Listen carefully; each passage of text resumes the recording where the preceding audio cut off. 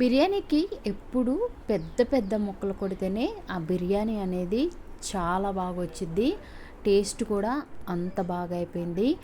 రోజు వెజ్లే తింటాము, ఆదివారం అన్నా నాన్ వెజ్ తినిపోతే ఎలా చెప్పండి. నిన్న సండే కాబట్టి ఒక కేజీ చికెను మంచిగా పెద్ద పెద్ద ముక్కలుగా కొట్టి ఇచ్చాము. సో మనం బిర్యానీ చేయటంలో పర్ఫెక్ట్ అని చెప్పవచ్చు. ఎన్ని రకాల బిర్యానీలు చేయమన్నా అన్ని రకాల బిర్యానీలు చేస్తాను. ఇక్కడైతే నేను మంచిగా మాకు సరిపోయేటట్టుగా పెద్ద పెద్ద పీసులు పెట్టి బిర్యానీ చేశాను. చాలా చాలా బాగుందండి. ఎటువంటి ఫుడ్ కలర్ వాడకుండా హోమ్ మేడ్గా చక్కగా నెయ్యి వేసి చేశాను. చాలా చాలా బాగుంది.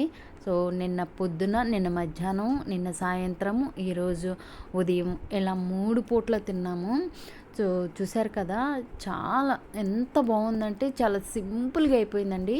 కాకపోతే చికెను ఇవన్నీ మ్యారినేషన్ చేయడానికే కొంచెం టైమే తప్ప సింపుల్గా ఎక్కువ హడావుడి లేకుండా ఈజీగా అయితే బిర్యానీ చేశాను. బిర్యానీలకు పెరుగు చట్నీతో తింటే చాలా చాలా బాగుంది.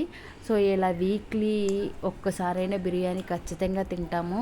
సో వీక్ అంతా కష్టపడతామండి, ఒక్క సండేనే కదా ఇలా హ్యాపీగా తింటాము. వీడియో నచ్చితే లైక్ చేసి మన ఛానల్ని సబ్స్క్రైబ్ చేసుకోండి.